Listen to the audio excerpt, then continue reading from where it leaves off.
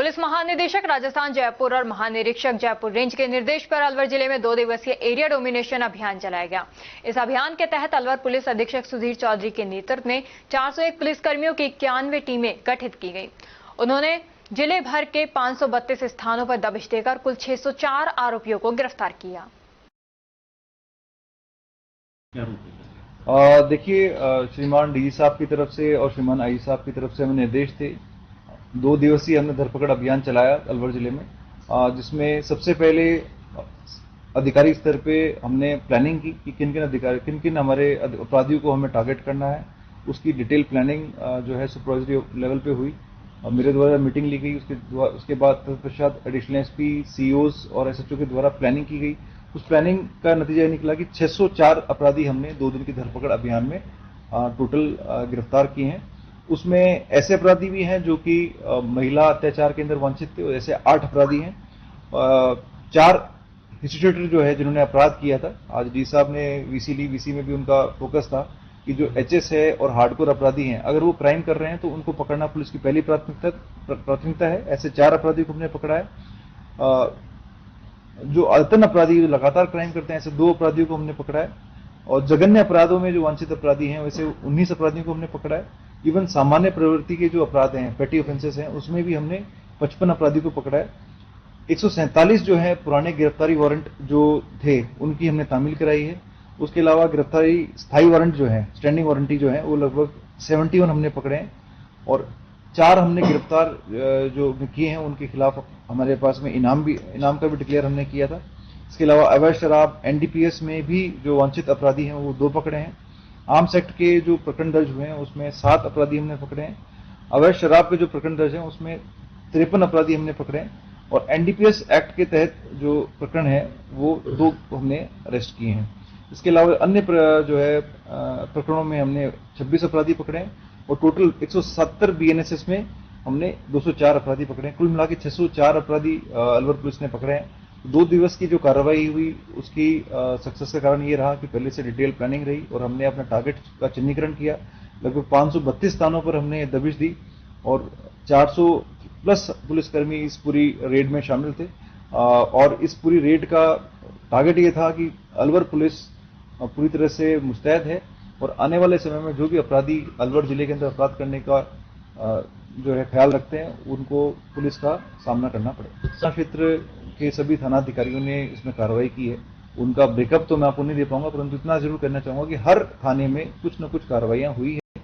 कुछ थाने ऐसे हैं जो कि साइबर प्रोन है, साइबर क्राइम प्रोन है, वहां पर साइबर क्राइम करने वाले अपराधियों के खिलाफ भी हमने प्रिवेंटिव सेक्शंस में भी कार्रवाई की है। और जिनके खिलाफ जुर्म प्रमाणित था संगीन धाराओं में, उनके खिलाफ भी हमने कार्रवाई की है। सर, साइबर पे आपने बताया कि हमने साइबर अपराधियों को पकड़ा है, लेकिन बहुत से लोग जो है अपने बैंक अकाउंट को किराए पे देते हैं, क्या उन पे भी कार्रवाई? देखिए, ऐसा है कि साइबर क्राइम को लेकर के मेरी फर्स्ट प्रायोरिटी, जैसा मैंने आपको पहली प्रेस कॉन्फ्रेंस में बताया था, वो फर्स्ट प्रायोरिटी है। उसी के तहत हमने कार्य योजना बनाई है। और जो भारत सरकार के और स्टेट गवर्नमेंट के 5-6 पोर्टल्स हैं जो कि बहुत ही महत्वपूर्ण है, चाहे से वो समन्वय पोर्टल हो, चाहे से वो कोई भी पोर्टल हो, उसमें सभी अधिकारियों की ट्रेनिंग हमने स्टार्ट की है। और उसमें थानाधिकारी और उससे ऊपर के जो अधिकारी हैं, इसके अलावा जो हर थाने में ऑपरेटर्स हैं, उनकी ट्रेनिंग हम लोग कर रहे हैं, जिससे कि इफेक्टिव कार्रवाई हम कर पाए।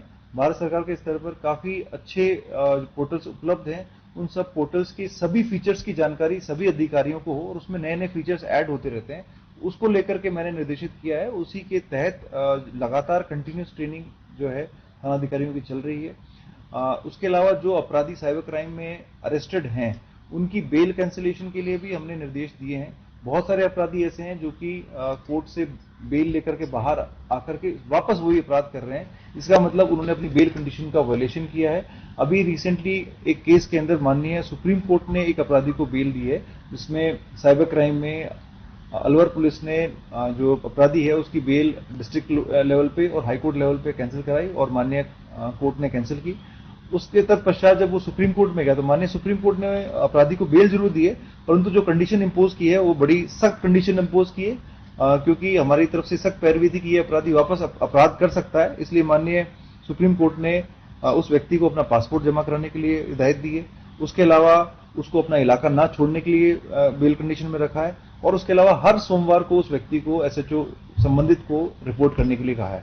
तो आने वाले समय में भी ये जो ऑनरेबल सुप्रीम कोर्ट का ऑर्डर आया है उसका इम्पैक्ट आएगा, अपराधियों को पता चलेगा कि जब बेल आपकी सुप्रीम कोर्ट तक जाकर के हो रही है, काफी मैटर में ऑनरेबल सुप्रीम कोर्ट ने बेल कैंसिल भी की है, तो ये जो अपराध है इसको लेकर के हम लोग न केवल चालान स्टेज पे बल्कि केस ऑफिसर स्कीम में लेकर सजा तक लेकर के जाएंगे, ये सब हम लोग प्रयास कर रहे हैं। ये पार्टी को इस रूप में देखिए, मैं आपको यही कहना चाहूंगा कि साइबर क्राइम के नए नए आयाम हमें देखने को मिल रहे हैं और रोजाना वो लोग नए नए मॉडस ऑपरेंडी के तहत कार्रवाई कर रहे हैं। पुलिस भी अपडेट रहने के लिए, जैसा मैंने आपको बताया कि हम लोग लगातार ट्रेनिंग कर रहे हैं, कंटिन्यूअस ट्रेनिंग प्रोग्राम चलेगा। ऐसा कोई व्यक्ति नहीं जो कोई थानाधिकारी नहीं कह सकता कि मैं पूरी तरह से इसमें ट्रेन हूं, कोई भी अधिकारी ये चीज नहीं कह सकता। जिस तरह से आपराधिक व्यक्ति अलग अलग मॉडस ऑपरेंडी, अलग अलग तरीके से ये वारदात कर रहे हैं, पुलिस भी उन वारदातों को कैसे रोकना है, प्रिवेंशन कैसे करना है, और अगर मान लो किसी कारणवश प्रिवेंशन नहीं हो पाता है तो उसके पश्चात उनको सजा इस तरह से दिलानी है जिससे कि वो भविष्य में ऐसा काम ना करे, उसको लेकर सर है क्या प्रोसेस, क्या है डॉलर का, ये क्या है? ये देखिए, ये जो आप बता रहे हैं ये जो एक मॉडस ऑपरेंडी, ऐसे सैकड़ों जो है मॉडस ऑपरेंडीज हैं, डिटेल में तो मैं आपको बता नहीं पाऊंगा कि पुलिस की क्या इसमें स्ट्रैटेजी रहेगी, परंतु इतना जरूर कहूंगा कि कोई भी अपराधी किसी भी तरह से अपराध करता है तो कोई ना कोई डिजिटल या फिर कोई भी एविडेंस जरूर छोड़ता है। पुलिस के लिए वो सफिशिएंट होता है उस व्यक्ति को जेल की सलाखों के पीछे पहुंचाना। सर अभी आपने पकड़ लीजिए, लेकिन अलवर में जो अपराध पैदा कर रहे हैं उनके खिलाफ क्या कार्रवाई होगी? ये अलवर में चरस, गांजा, अफीम, जुआ, अवैध शराब की बिक्री इतनी चरम पे है कि हर रोज बड़ी जो वारदातें होती, घटना होती है, इसी वजह से होती है। और सबसे बड़ा मेन मुद्दा है कि जो मार्केट के बीचों बीच कोतवाली थाना है उसके अंदर सबसे बड़ा ये घटनाक्रम चलता है, जुआ, चरस, आपको स्पेसिफिक कोई बात होगी तो अलग से आप चर्चा कर लेंगे।